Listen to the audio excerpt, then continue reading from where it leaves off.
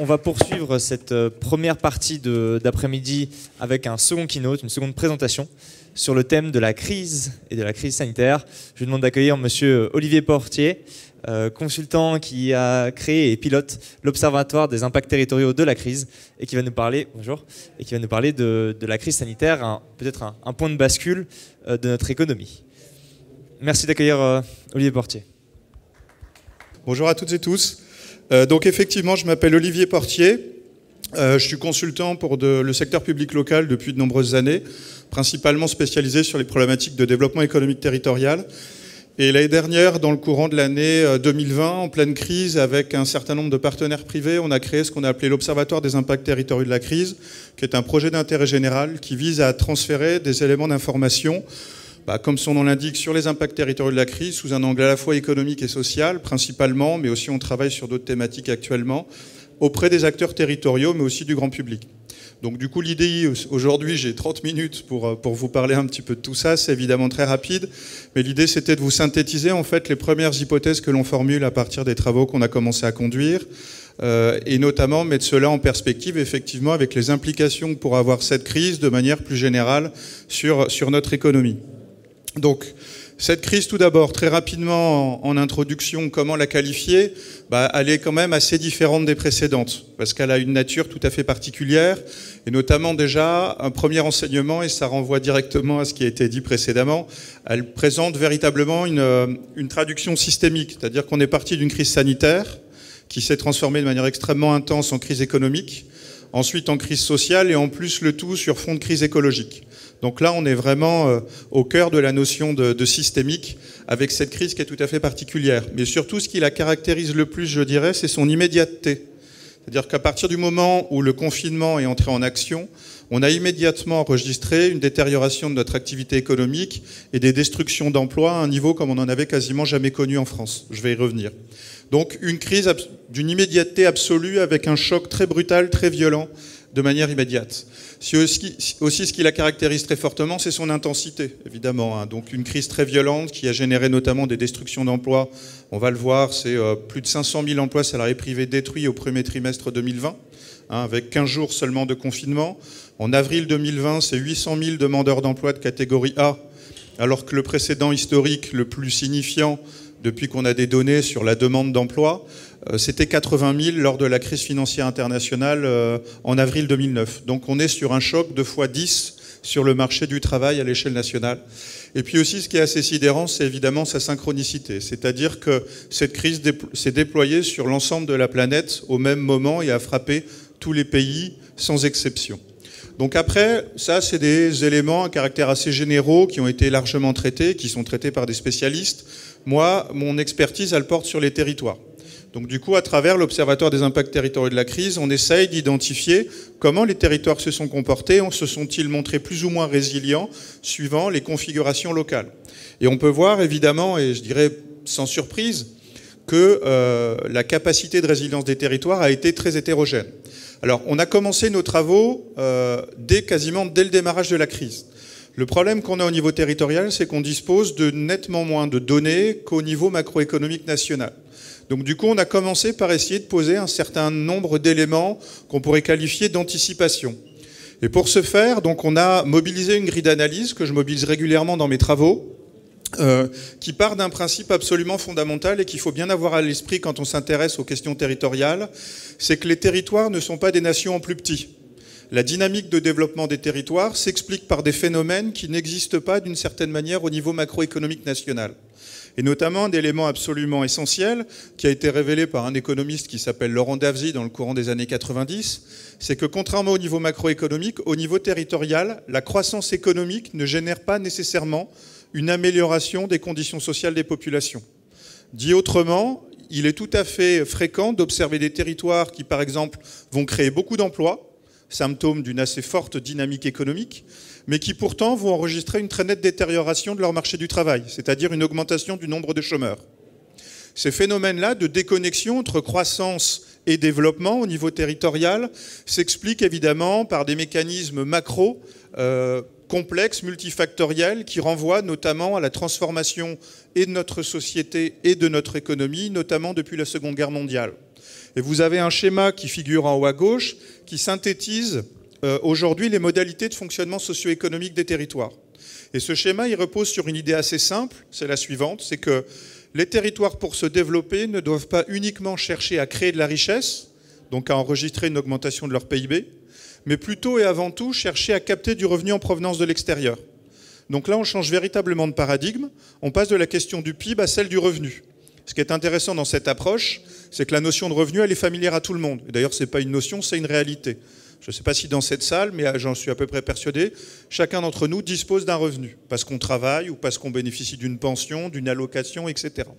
Donc du coup, l'idée à bien mesurer, à bien comprendre, c'est que pour qu'un territoire se développe, il doit avant tout chercher à capter du revenu en provenance de l'extérieur de ses frontières, et ensuite chercher à les redistribuer dans son économie locale sous la forme de dépenses de consommation courante. Donc sur ce schéma, en fait, vous avez 4 grands leviers qui apparaissent pour capter du revenu. Ce qu'on appelle les revenus productifs exportateurs, qui sont détenus par des individus qui vivent et travaillent dans le territoire et qui travaillent dans des secteurs d'activité exportateurs. Par exemple, l'industrie manufacturière, l'agriculture, l'industrie automobile, etc., etc. C'est cette composante-là qui, en général, attire le plus l'attention des décideurs locaux et même des analystes, puisqu'on est encore très largement enfermé aujourd'hui dans un système de pensée qu'on peut qualifier de productiviste. C'est-à-dire qui consiste à penser que seule la croissance économique génère du développement territorial.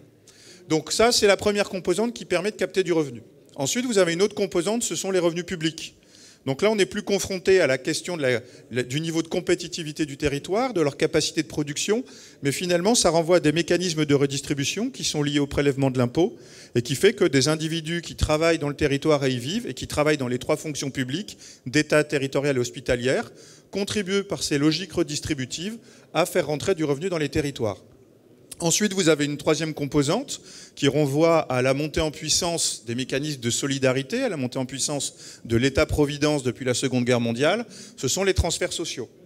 Donc vivent dans les territoires des individus qui sont dans des situations particulières et qui bénéficient, entre guillemets, d'une allocation comme une aide au chômage, de lutte contre la pauvreté, allocation logement, etc., etc. Donc là, on a bien affaire à des problématiques de redistribution qui s'organisent via, on va dire, un organisme central et qui réalloue sur les territoires des sommes d'argent très importantes, indépendamment de la question productive. Et puis ensuite, on a le 4e moteur, c'est les revenus résidentiels. Les revenus résidentiels, eux, se composent des pensions de retraite, vivent dans les territoires des retraités qui ne produisent plus, mais qui, en fonction de leur activité passée et surtout des contributions qui sont portées par les actifs d'aujourd'hui, bénéficient d'une allocation qui, via donc ces logiques redistributives, contribue aussi à enrichir, entre guillemets, les territoires. Toujours dans cette économie résidentielle, dans ces revenus résidentiels, on retrouve les dépenses touristiques. Vous vivez toute l'année à Paris, vous produisez à Paris, vous contribuez à la croissance économique parisienne, mais à un moment dans l'année, vous allez passer vos vacances au Pays Basque où vous allez dépenser de l'argent. Donc s'organise là, via une logique, un régime d'ordre privé, des transferts de richesses colossaux entre les territoires, et notamment entre lieux de production, lieux de résidence et lieux de dépenses de cet argent. Et puis un troisième levier parmi les revenus résidentiels, les revenus pendulaires. Par exemple, je vis à Dijon, mais je travaille à Paris. Donc ça, c'est un phénomène de plus en plus important aujourd'hui qui est porté par ce qu'on appelle les mobilités domicile-travail, qui sont de plus en plus longues et surtout de plus en plus nombreuses, qui explique aussi ce mouvement de déconnexion qu'il peut y avoir entre les territoires où on produit de la richesse et les territoires où on dispose de cette richesse sous la forme de revenus. Donc je vis à Dijon, mais je travaille à Paris. Je contribue à la croissance économique parisienne, mais je contribue aussi à générer une forme d'évasion de cette richesse créée à Paris vers mon lieu de résidence qui est Dijon. Donc les territoires disposent de ces 4 grands leviers pour capter du revenu en provenance de l'extérieur. Et on voit que parmi ces leviers se trouvent principalement des leviers d'ordre redistributif, qui ne sont pas uniquement portés par les questions productives et de compétitivité. Et donc une fois que les territoires ont capté cet argent via ces différents leviers, la question qui se pose, c'est de savoir si l'argent capté est redistribué dans l'économie locale pour, via des dépenses de consommation, stimuler ce qu'on appelle les emplois présentiels ou de proximité, qui sont les emplois de charcutiers, boulangers, médecins, radiologues, pharmaciens, cinéma, etc., c'est-à-dire tous ces secteurs d'activité qui dépendent uniquement de la présence de consommateurs dans le territoire et qui n'ont aucune dimension exportatrice, contrairement par exemple à l'industrie automobile. Et donc ce schéma d'analyse qui est absolument fondamental aujourd'hui pour comprendre pourquoi les territoires se développent ou pas, nous avons cherché à le mobiliser, le mettre en application pour anticiper sur les éventuels impacts macroéconomiques de la crise. Alors pourquoi je dis anticiper? Tout simplement parce que c'est assez complexe à calculer et les données dont on dispose aujourd'hui, elles nous permettent que de traiter l'information pour l'année 2016. Il va falloir attendre 2023 pour produire des datas en année 2020. Mais malgré cela, on peut quand même anticiper un peu. Et ce que l'on a fait, c'est qu'on a opéré une classification des différents types de revenus en fonction de leur degré d'exposition a priori à la crise. Donc par exemple, les revenus productifs concurrentiels, nous les avons plutôt classifiés comme étant exposés, puisque dedans, on va retrouver l'industrie aéronautique par exemple, secteur éminemment exposé. Les revenus publics, eux, vont jouer au niveau territorial une fonction d'amortisseur considérable. Les emplois publics ont très peu, voire pas été impactés, donc les détenteurs de revenus publics vont conserver leur salaire. Les pensions de retraite, pareil. Amortisseur de choc très fort. Les pensions de retraite, en tout cas aujourd'hui, ne sont pas menacées par la crise. Les dépenses touristiques, en tourisme marchand, dans certains territoires, ça a été la Bérésina, quand dans d'autres, ça s'est mieux passé. Donc là aussi, on a opéré une reclassification des revenus en fonction de leur éventuel degré d'exposition. Et donc du coup, ça nous a permis de fabriquer cette carte. Et sur cette carte, qui est produite à l'échelle des intercommunalités françaises, les intercommunalités, je ne sais pas si vous êtes spécialiste de ces questions, mais c'est donc des regroupements de communes, soit rurales, on parle de comités de communes, ou urbaines, donc on a les comités d'agglomération et évidemment nos 22 métropoles dont on parle tant. Et donc vous voyez sur cette carte, plus on est rouge vif, plus la part des revenus captés par détenus par les territoires et exposés à la crise est importante. Donc on a une carte, si vous voulez, ici, du degré possible d'exposition macroéconomique des territoires à la crise du Covid.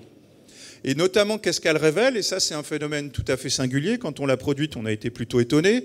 On voit par exemple, parmi les territoires a priori les plus exposés, les territoires touristiques. Alors, évidemment, aujourd'hui, c'est plus facile de l'interpréter, mais là, on était vraiment au tout démarrage de la crise quand on l'a produite. Mais donc, on voit les territoires touristiques, notamment de montagne, vous voyez dans les Alpes, qui apparaissent comme très exposés, les territoires de Corse, quelques territoires aussi sur les Pyrénées, le littoral atlantique aussi était plutôt a priori exposé, mais aussi on voit l'Alsace, on voit les territoires de la région Grand Est qui sont situés plutôt sur le pourtour du Luxembourg, les territoires franciliens, et puis toute une partie des territoires, notamment des Pays de la Loire, qui constituent ce qu'on appelle dans mon jargon les territoires du bloc productif de l'Ouest français, c'est-à-dire des territoires plutôt spécialisés dans la production de richesses. Or, ces différents types de territoires, mis à part la Corse, étaient plutôt des territoires qui se développaient très rapidement avant la crise, qui étaient plutôt performants. Alors que les territoires en clair, qu'on retrouve beaucoup notamment le long de la diagonale du vide, qui s'étend du Grand Quart Nord-Est au Grand Quart Sud-Ouest, apparaissent eux beaucoup moins exposés. Et donc du coup, la première hypothèse qu'on a formulée à la lecture de cette carte, c'est que les territoires qu'on qualifiait de locomotives avant la crise, qui ne sont pas que des métropoles, hein, je précise. Quand je parle de locomotives, vous avez des métropoles qui sont plutôt des wagons, c'est-à-dire des territoires qui étaient en panne de développement. Donc les territoires plutôt en pleine forme, qui pétaient le feu avant crise, apparaissent dans cette carte comme les plus exposés a priori. Territoires franciliens, et notamment aussi les territoires du Grand Quart nord-est de la région Rhône-Alpes, ex-Rhône-Alpes, qui sont des territoires qui étaient très dynamiques avant crise, spécialisés à la fois dans le tourisme et l'industrie, et qui bénéficiaient de trajectoires de développement tout à fait avantageuses. Donc ces locomotives apparaissent comme plus exposées quand les wagons apparaissent beaucoup moins. Donc là, ce qui peut être intéressant si cette hypothèse se révèle réelle, c'est que ce phénomène pourrait d'une certaine manière contribuer à générer un mouvement de réduction des inégalités territoriales. Le problème, c'est que ce mouvement, il risque de s'opérer, entre guillemets, vers le bas, c'est-à-dire les plus dynamiques tendent à converger vers les moins dynamiques. Donc là, se poser cette première question, et c'est la première hypothèse de travail, une des premières hypothèses de travail sur laquelle on a essayé d'avancer dans le cadre de nos travaux.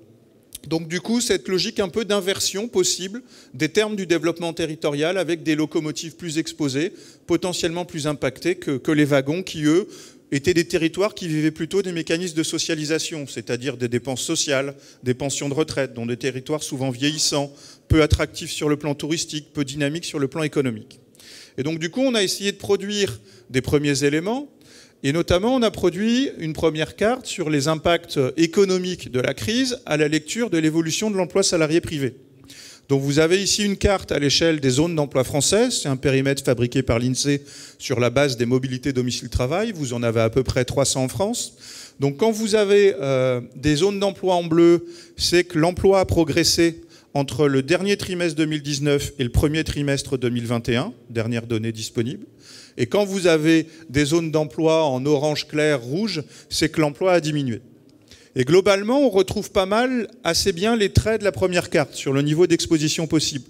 Et notamment, on voit que, par exemple, les territoires très touristiques des Alpes ont été très lourdement impactés par la crise du point de vue des emplois. C'est des baisses supérieures à 13,7% de leur stock d'emplois salariés privés. C'est considérable.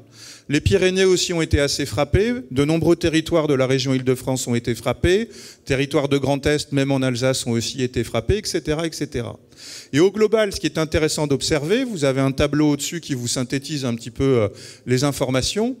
Vous avez d'abord une ligne, la ligne du bas, sur l'évolution de l'emploi salarié privé en France. Donc, on voit que sur l'ensemble de la période entre T4 2019 et T1 2021, on a perdu à peu près de 230 000 emplois salariés privés. Alors d'après l'INSEE, avec le deuxième trimestre 2021, on serait revenu enfin à notre niveau d'avant-crise.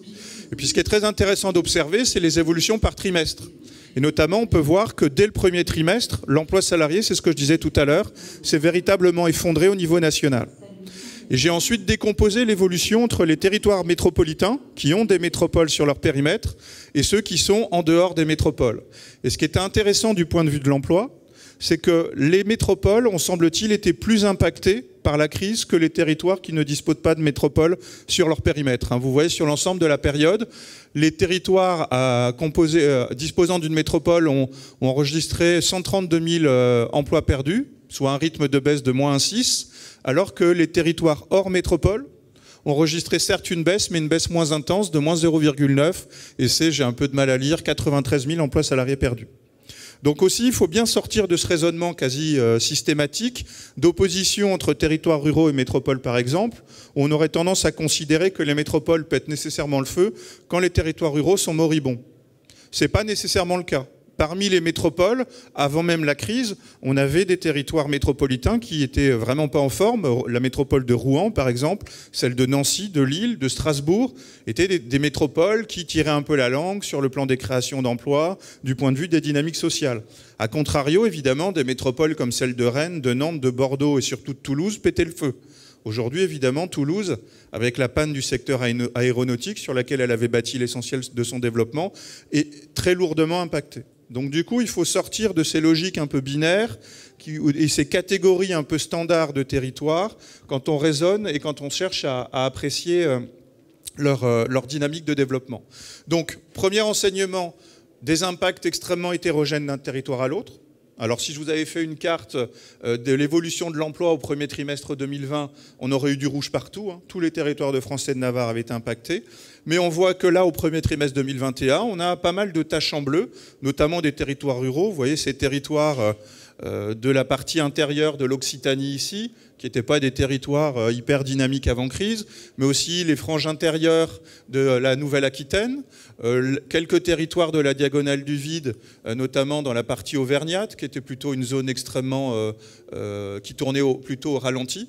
Ces territoires-là ont réussi à résister, ont réussi à reconstituer leur stock d'emploi d'avant-crise.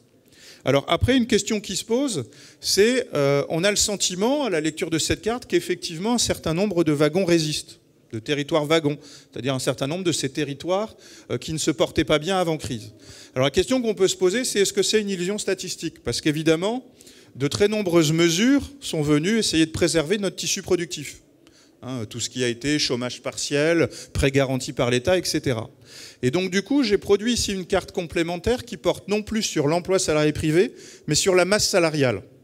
Ces données sont communiquées par la même source, par les URSSAF. Or, ce qui est assez intéressant, c'est que si, avec les mesures dans les statistiques de l'URSSAF, les emplois sont maintenus, la masse salariale, compte tenu notamment des mesures de chômage partiel, sort du comptage réalisé par l'URSSAF.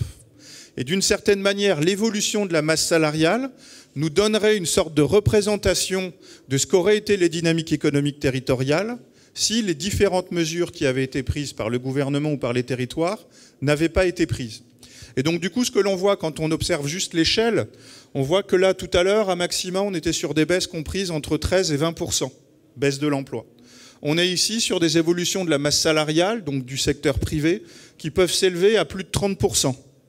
Donc on voit bien évidemment l'intensité bien supérieure du choc si toutes ces mesures n'avaient pas été prises.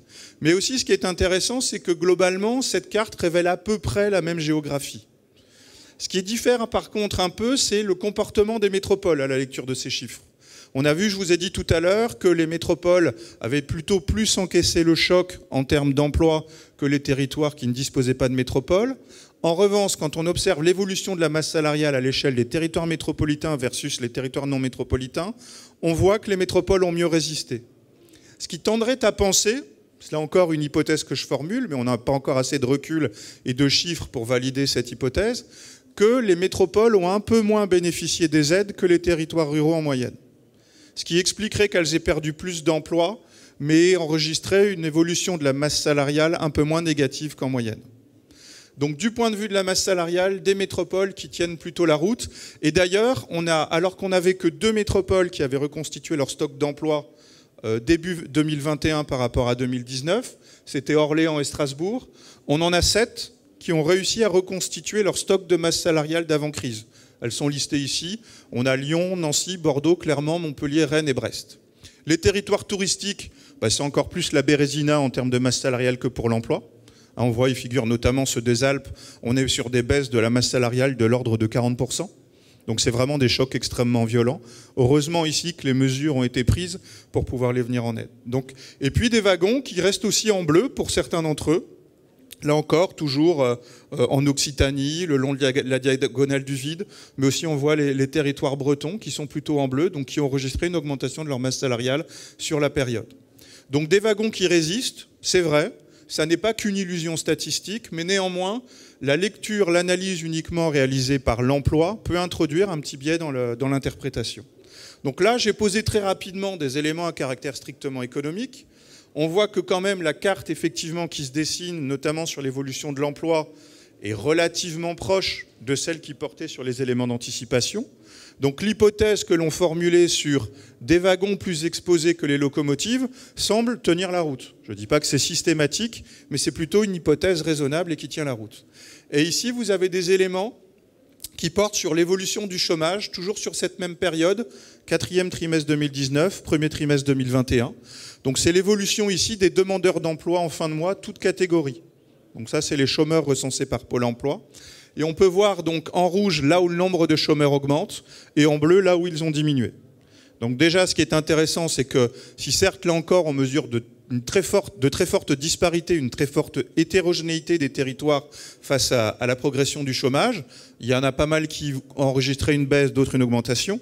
Donc on voit en bleu les territoires qui ont réussi à enregistrer une diminution de leur nombre de demandeurs d'emploi par rapport à 2019. Comme si finalement, ils sortaient de la crise et que le marché du travail commençait à se recomporter de manière raisonnable.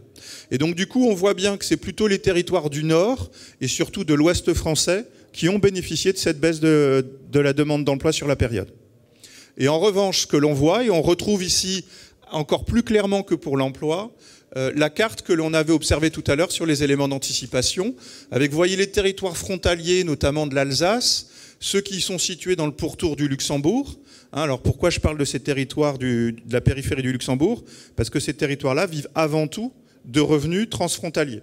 L'essentiel de leurs actifs aujourd'hui ne travaillent plus en France ni sur le territoire, mais au Luxembourg. Il faut bien avoir en tête que ces phénomènes ne sont pas des épiphénomènes.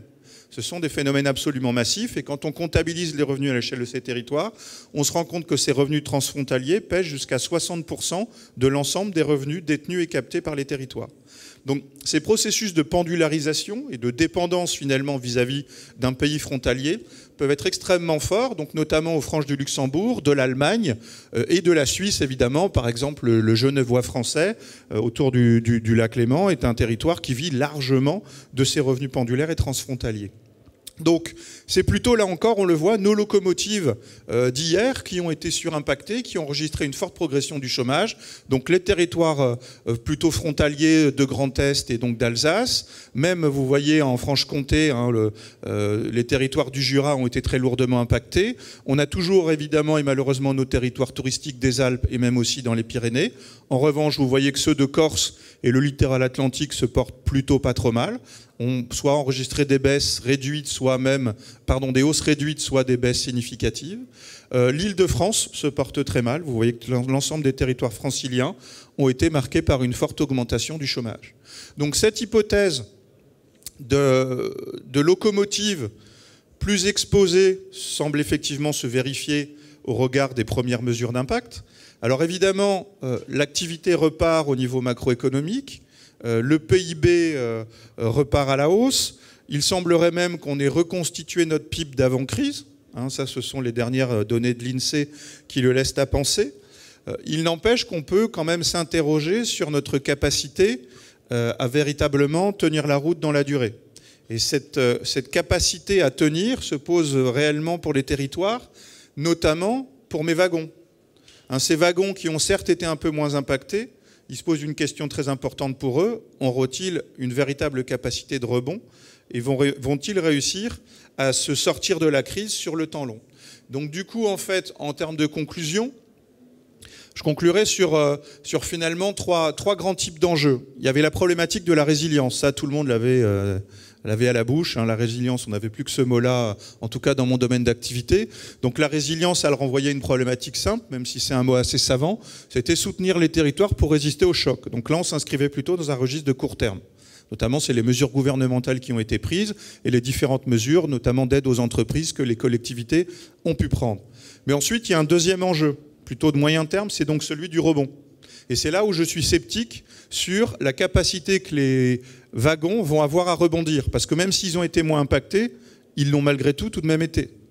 Et si par exemple les métropoles, certaines métropoles qui étaient des locomotives avant crise, alors Toulouse c'est un cas particulier, mais j'ai plus le sentiment, compte tenu notamment de la diversification de leur tissu économique et de leur capacité intrinsèque, qu'elles arriveront à mieux rebondir et du coup à redémarrer véritablement dans une perspective de moyen terme. Et puis il y a une troisième temporalité qui renvoie à la problématique de la rémanence, ou à un mot savant, l'hystérèse, c'est-à-dire l'hystérèse ou l'hystérésie spatiale, comme disent certains économistes, renvoie au fait qu'un événement continue à produire des effets alors même qu'il a disparu. Ou on peut utiliser aussi un autre terme qui est utilisé au sujet des générations par un sociologue qui s'appelle Louis Chauvel, c'est la scarification. En gros, c'est quelles traces va laisser cette crise dans les territoires. Et on voit bien, par exemple, j'analyse beaucoup, moi, les effets de la crise de 2008 sur les territoires. On a des territoires qui, avant la crise du Covid, n'étaient pas encore sortis de la grande récession et qui continuaient à enregistrer des baisses d'emploi extrêmement violentes. Donc du coup, il faut essayer de raisonner, je dirais, non pas de manière séquencée, mais de manière articulée sur ces trois temporalités et essayer de déployer donc des politiques publiques, notamment locales, qui intègrent ces différentes temporalités. Et si les élus locaux ont été très actifs sur la problématique de la résilience et le soutien immédiat, on sent qu'ils ont un mal fou à se projeter un peu plus loin et à articuler en fait ces différentes temporalités. Et donc du coup, la deuxième hypothèse qu'on formule aujourd'hui et sur laquelle on va commencer à travailler, et on travaillera sur la notion de rémanence dans 1 an ou 2, quand on aura plus de recul, c'est est-ce que donc les locomotives rebondiront mieux que les wagons? Ce qui pourrait du coup ouvrir un nouveau cycle qui serait celui à nouveau d'un accroissement des inégalités territoriales. C'est-à-dire si les locomotives se mettent à redémarrer très rapidement alors que les wagons stagnent ou continuent leur déclin, on va dire, tranquille, à ce moment-là, on va à nouveau rentrer dans un cycle d'accentuation des inégalités territoriales. Voilà ce que je voulais partager avec vous aujourd'hui. Je vous remercie.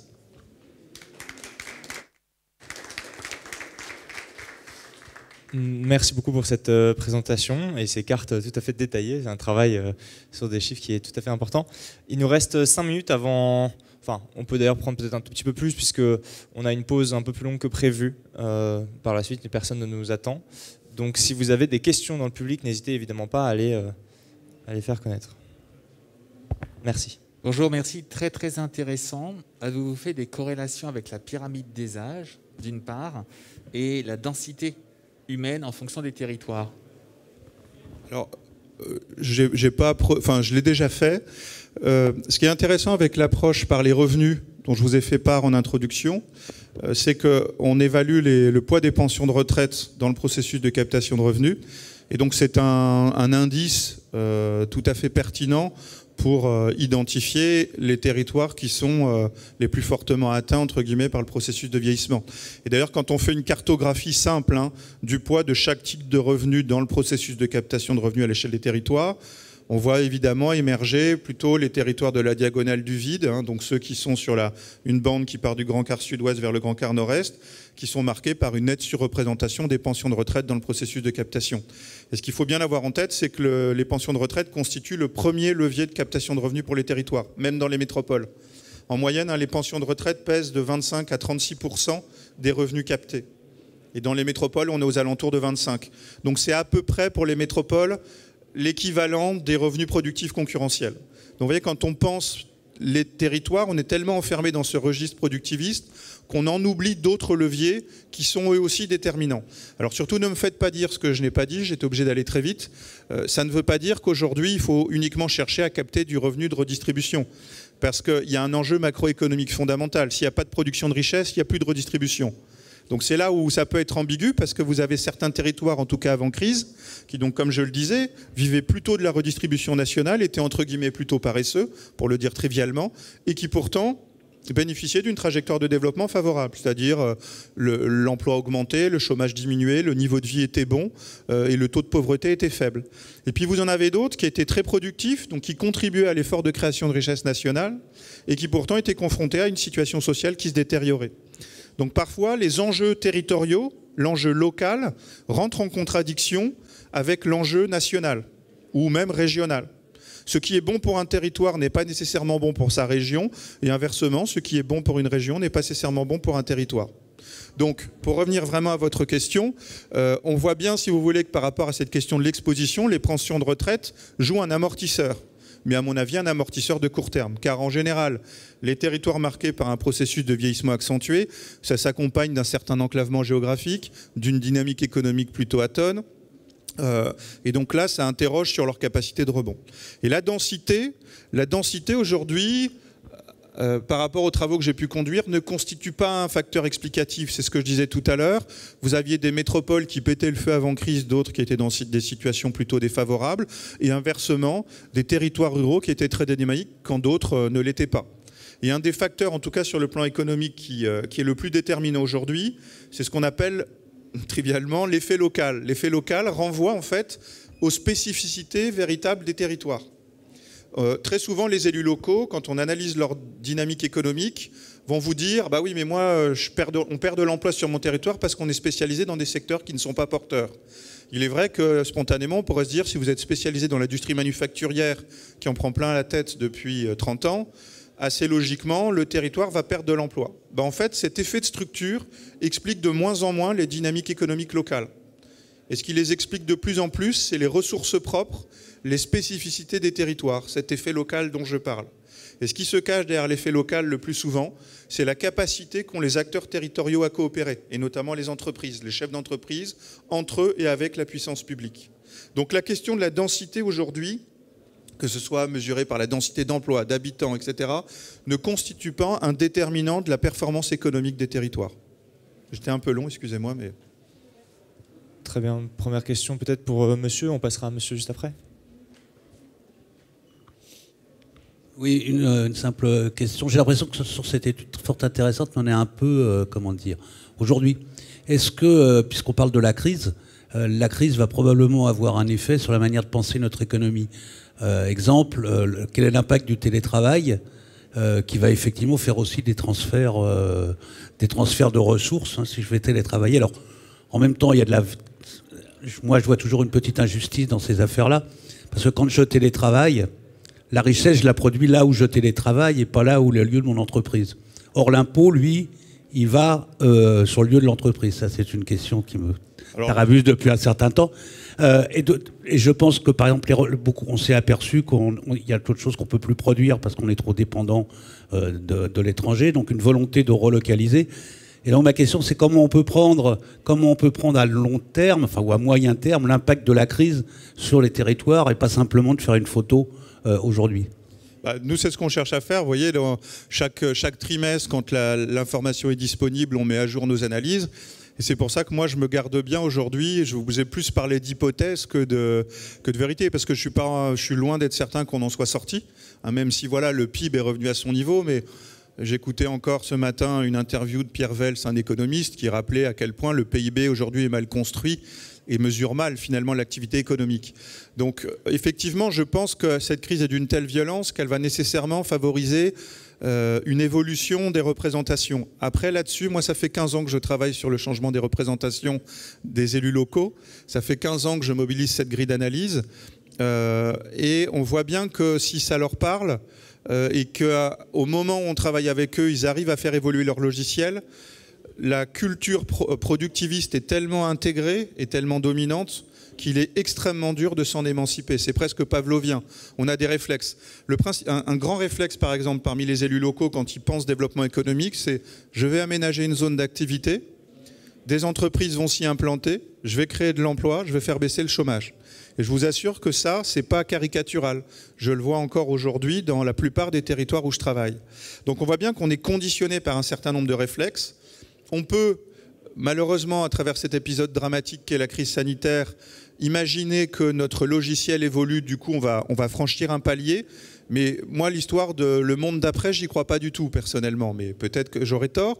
Après, effectivement, vous avez un certain nombre de signaux très intéressants avec le télétravail qui vont contribuer à modifier probablement un peu les représentations et qui vont encourager le développement de tiers-lieux. Mais d'ailleurs, ça va accélérer un certain nombre de politiques publiques qui étaient déjà engagées. La question des tiers-lieux, par exemple, pour mieux organiser le télétravail est quelque chose qui se faisait déjà. Ça va probablement s'accélérer dans le mois et les années à venir. Mais je ne sais pas si cette crise va vraiment contribuer à transformer notre logiciel, à faire changer nos façons de faire. Parce que changer de façon de faire, il n'y a rien de plus difficile. Et donc du coup, on a plutôt tendance assez spontanément à se tourner vers ce qu'on sait déjà faire, qu'on fait bien même si ce n'est pas efficace, qu'on fait les zones d'activité aujourd'hui en France qu'on n'arrive plus à remplir. Donc je suis sceptique. Et sur votre idée d'injustice par rapport au télétravail, injustice territoriale, ça peut être aussi, c'est là où il faut appréhender les choses de manière systémique. Et c'est ça qui est très compliqué. Parce que c'est vrai que d'un côté, donc le PIB, il va, même si vous êtes en télétravail, je suis en télétravail à Dijon, mais mon entreprise est à Paris. Donc effectivement, ce que je produis mesuré par le PIB, la création de valeur, est comptabilisé à Paris. Mais ça, les territoires, d'une certaine manière, aujourd'hui, ils s'en foutent. Ce qui leur importe, c'est le revenu. Or, mon revenu, je le détiens à mon lieu de résidence. Mais ce qui peut se produire, je vous vois sceptique, monsieur, mais je vous assure que vous pouvez avoir un énorme PIB et avoir un niveau de chômage et de pauvreté colossal. Le problème, c'est que la reconstruction de la forme de travail, elle est faite quand même au niveau local. C'est-à-dire, ce sont les crèches. Alors, mais c'est là où, si vous voulez, il faut sortir de nos logiques un peu... c'est-à-dire que les élus locaux ont encore trop tendance à considérer que leur territoire fonctionne comme un îlot autarcique. Et donc sur ce type de politique, sur les crèches, notamment sur les coopérations productives entre territoires, il pourrait être intéressant que les territoires, les collectivités travaillent entre elles, par exemple une métropole et les communautés de communes voisines, pour réfléchir aux implantations de crèches dans la mesure où 50% en moyenne des actifs qui vivent dans les communautés de communes voisines vont travailler dans la métropole et inversement, 35% de l'emploi de la métropole est occupé par des actifs qui vivent ailleurs. Donc on voit bien qu'on est frappé par des interconnexions extrêmement puissantes. Pourtant, chaque élu local va raisonner, va penser sa crèche et son implantation à l'échelle stricte de son périmètre. Et donc du coup, on n'a pas du tout intégré ces logiques de flux qui viennent percuter le fonctionnement des territoires. Donc voilà, j'ai essayé de répondre à votre question, je ne sais pas si j'ai réussi. On va prendre peut-être une dernière question.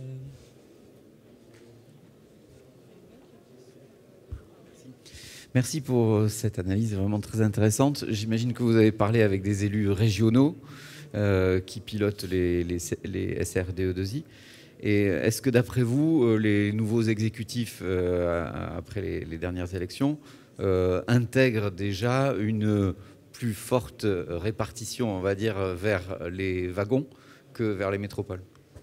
Répartition de leurs investissements économiques, évidemment. Alors, j'avoue, je travaille par exemple beaucoup pour la région Grand Est, j'ai beaucoup travaillé pour la région Nouvelle-Aquitaine, j'ai beaucoup travaillé aussi pour Bourgogne-Franche-Comté. En Grand Est, j'ai beaucoup rencontré les élus du précédent mandat, je n'ai pas encore rencontré les nouveaux, mais j'ai le sentiment que non, que ce type de raisonnement, malheureusement, n'est absolument pas intégré. Cette nouvelle mécanique territoriale qui n'est plus nouvelle, hein, cette nouvelle mécanique territoriale plutôt bâtie sur la captation de revenus que la production de richesses, elle s'est mise en place depuis la Seconde Guerre mondiale, progressivement avec la transformation de la société, de l'économie, du comportement des individus, etc. Et non, malheureusement, les élus locaux sont vraiment encore clairement enfermés dans ce schéma productiviste. Et donc, du coup, cette problématique des wagons, des locomotives, ils l'aperçoivent uniquement à l'aune de la représentation classique et binaire. Les locomotives, ça va être les métropoles, et les territoires ruraux, c'est des wagons. Et on ne s'intéresse pas fondamentalement aux modalités de fonctionnement socio-économique des territoires et à leur dynamique de développement réel. On est plein de représentations qui sont aujourd'hui de plus en plus infondées et qui font que parfois, et souvent, malheureusement, le pilotage de nos politiques publiques locales ne correspond pas à la réalité. Donc non, là-dessus, je suis très, très sceptique, mais ça fait partie de mon travail que de les aider à apprécier et appréhender ce type de phénomène. Une question ici de la part de madame. Oui, merci beaucoup. Je voudrais savoir si dans vos indicateurs, vous avez pu ouvrir la boîte noire des collectivités et regarder à l'intérieur notamment le niveau d'investissement public, son élasticité par rapport à la crise, et pour deux raisons. Parce que les collectivités, c'est des entreprises comme les autres, donc il y en a qui ont fonctionné, d'autres qui se sont arrêtées. Est-ce que vous voyez un impact dans la mesure où l'investissement public, c'est à la fois de la commande publique contracyclique, donc peut-être que ça a un impact sur l'effet de résilience ou d'amortisseur social ou économique. Et puis c'est aussi, à témoin d'eux, l'investissement public ou privé, c'est la croissance de demain et les emplois d'après-demain. Donc est-ce que vous avez une connaissance du niveau d'investissement public par collectivité? Alors on n'a pas encore traité de la question, mais vous avez raison, c'est fondamental. Il existe un observatoire de la commande publique, qui produit des données régulièrement. Et aujourd'hui, dans mes analyses, je suis en train, justement, parce que enfin, je dis bien enfin, après des années de bataille, des universitaires ont réussi à faire qu'on dispose aujourd'hui d'informations sur la fiscalité et les finances locales. Avant ça, vous pouviez télécharger un vieux PDF avec 1200 lignes. Donc il fallait tout ressaisir à la main, enfin c'était absolument insupportable. Donc d'ailleurs il y avait de moins en moins de chercheurs sur les problématiques de fiscalité et finances locales. Déjà c'est un sujet un peu aride, mais en plus de ça on avait tellement peu de matière à travailler qu'il était très difficile de traiter ces questions. Aujourd'hui enfin on a de la data, et dans mes protocoles d'analyse, notamment quand je réalise ce qu'on appelle les diagnostics de territoire, où je porte mon analyse sur les flux de revenus, c'est-à-dire la circulation de richesses qui permet de déterminer un modèle de développement territorial, on produit des éléments à caractère économique au sens plus classique, des éléments sur la situation sociale. On va commencer à y adjoindre aussi des éléments sur les ressources fiscales et financières des collectivités pour essayer de croiser en fait des éléments de contexte. En gros, essayer de leur dire est-ce que vous allez bien, est-ce que votre territoire va bien, est-ce qu'il va mal, pourquoi il va bien, pourquoi il va mal, et quelle est finalement d'une certaine manière votre capacité d'agir au regard de territoires à plus ou moins comparables. Et c'est là où on va mobiliser des éléments d'information à caractère fiscal et financier. Et alors, il y a des études qui sont en train de sortir sur effectivement les impacts de la crise sur les ressources financières des collectivités. Elles n'ont pas encore été publiées à ma connaissance, mais surtout ce que je sais, c'est que les ressources des collectivités vont commencer à être impactées véritablement en 2022. Il y a toujours un effet retard par rapport à la collecte. Évidemment, c'est comme l'impôt sur le revenu, hein, on le paye l'année d'après. Donc en fait, ce qui va être impacté principalement dans les ressources des collectivités, c'est ce qu'on appelle la CVAE, c'est la cotisation sur la valeur ajoutée des entreprises, qui en 2011, c'est un impôt qui a été créé parce qu'on a supprimé la taxe professionnelle qu'on avait jugée anticompétitive pour les entreprises françaises, notamment par rapport aux allemandes. Donc du coup, cette CVAE va probablement être très lourdement impactée du fait du ralentissement de l'activité durant l'année 2020. Et donc là, on pourra véritablement mesurer les impacts de la crise. Il y a aussi un segment des collectivités qui a été très touché, c'est le versement transport, qui est prélevé en fait sur les opérateurs de transport qui organisent les transports collectifs, notamment dans les grandes agglomérations. Donc comme il n'y a plus de gens qui ont pris les transports en commun pendant le confinement, il y a moins eu d'activité dans le secteur des transports en commun et donc du coup moins de ressources pour les collectivités. Mais ça aussi, on va commencer à le percevoir dans les années qui viennent. Donc le risque, en fait, c'est comme avec la crise actuelle. Là, on redémarre à fond de ballon parce que pendant un an, grosso modo, on n'a rien produit. En plus, ça génère des effets secondaires. On parle beaucoup d'inflation. On commence à avoir du mal à trouver un certain type de métaux. Le bois devient de plus en plus lourd, etc. Donc il y a un effet d'entonnoir, un petit peu, un effet d'accordéon qui fait que là, ça redémarre à fond de ballon. On a le sentiment qu'on sort de la crise. Mais est-ce qu'on ne va pas avoir, tout d'un coup, on va rebasculer dans un rythme plus traditionnel et on va voir rejaillir en plus toutes les difficultés qui ont été impulsées par la crise. Et sur la fiscalité, c'est un peu ce que je crains, parce que les collectivités ont beaucoup investi dans la logique de développer la capacité de résilience de leur territoire, mais elles risquent ensuite d'être très lourdement impactées du point de vue de leurs finances publiques, et donc du coup, leur capacité d'investissement va être grévée en 2023, 2024, 2025. Et donc là, ça pourrait contribuer à générer un climat récessif qui serait défavorable pour l'économie nationale et des territoires en particulier. Peut-être une dernière question avant de vous le laisser.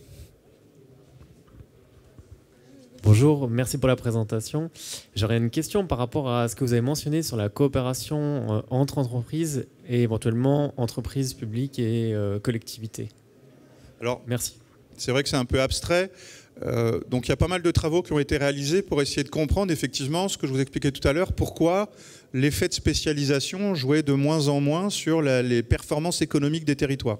C'est-à-dire, vous êtes mal spécialisé, mais pourtant, le territoire est performant. Inversement, des territoires plutôt bien spécialisés ne sont pas performants. Donc on a des petites méthodes analytiques qui nous permettent de neutraliser l'effet de structure, et ce qui reste, le résidu, c'est ce qu'on appelle l'effet local. Donc une fois qu'on raconte ça à des élus locaux, on leur dit, statistiquement, on ne peut pas en dire plus. Et il y a des universitaires qui s'appellent Denis Carré et Nadine Levrato qui ont mené des enquêtes, qui ont réalisé des études plus qualitatives pour essayer de qualifier ce qui se cachait derrière l'effet local. Alors il y a plein de trucs évidemment, mais notamment le plus déterminant, c'est la capacité que les territoires vont avoir à s'engager à construire de véritables écosystèmes économiques, c'est-à-dire fondés sur des partenariats forts entre les entreprises, qui par exemple vont mutualiser des ressources, vont coopérer pour partir à l'export.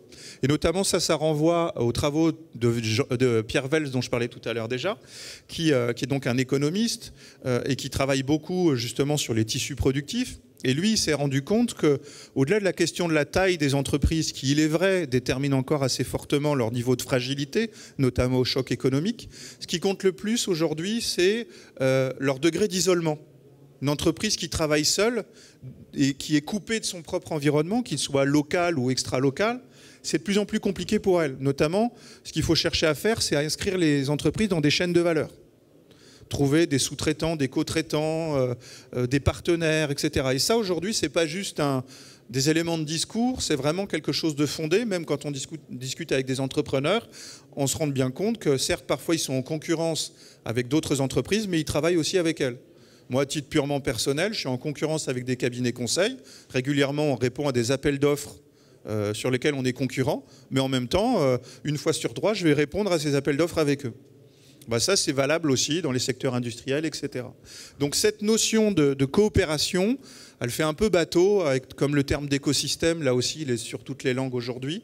Mais néanmoins, ça reste un facteur véritablement décisif et très puissant dans le cadre de ce qu'on appelle statistiquement l'effet local. Donc c'est ce phénomène-là aujourd'hui qui explique très largement la capacité de développement économique des territoires, bien plus que notamment les implantations extérieures d'entreprises. Je le disais tout à l'heure, un élu local, il va faire une zone d'activité, il se dit je vais faire venir une entreprise. Ça s'appelle ce qu'on appelle le développement exogène. Mais en réalité, ça, moi j'ai fait des études là-dessus, ça pèse rien. Le poids des entreprises qui viennent de l'extérieur dans un tissu économique local aujourd'hui, ça pèse peanuts. Et quand on analyse les choses en plus par strate de taille d'entreprise, évidemment, ça pèse encore moins. Donc il y a effectivement quelques territoires en France, avant la crise, qui ont bénéficié de l'implantation de grosses boîtes. Mais en général, ils sont en Île-de-France. Et c'est des transferts intra-régionaux ou quelques grosses agglomérations. Mais sinon, donc, ce qu'on appelle le développement exogène aujourd'hui a une influence extrêmement faible sur les dynamiques économiques locales. Alors bien sûr, quand vous tombez dans un territoire qui a subi une délocalisation ou le départ d'une entreprise sur le territoire voisin, on vous jette des cailloux. Parce que ça peut avoir un effet. Quand tout d'un coup, il y a une boîte de 300 salariés qui ferme, évidemment, c'est dévastateur. Mais heureusement, c'est beaucoup plus rare qu'on ne croit. Merci, je crois qu'on peut applaudir à nouveau Olivier Portier pour cette présentation, pour avoir pris le temps de répondre à toutes vos questions. Où est-ce qu'on peut en savoir plus sur vos travaux et continuer à suivre ça? Écoutez, alors il y a une plateforme pour l'Observatoire des impacts territoriaux de la crise. Vous tapez un OITC ou Observatoire des impacts territoriaux et vous saisissez votre email. Il n'y a rien qui vous sera vendu, c'est totalement gratuit. Donc vous aurez un certain nombre de cartes. On organise aussi, et on va en organiser beaucoup plus là, à la fin de l'année, des webinaires pour échanger justement avec les gens, pour présenter nos résultats, avoir des retours du terrain. Et puis, en tapant mon nom sur Internet, vous pourrez voir des vidéos ou des études que j'ai pu réaliser pour notamment des associations d'élus ou des administrations centrales. Voilà. Excellent, voilà pour la référence. Merci à tous de nous avoir suivis, on prend une pause.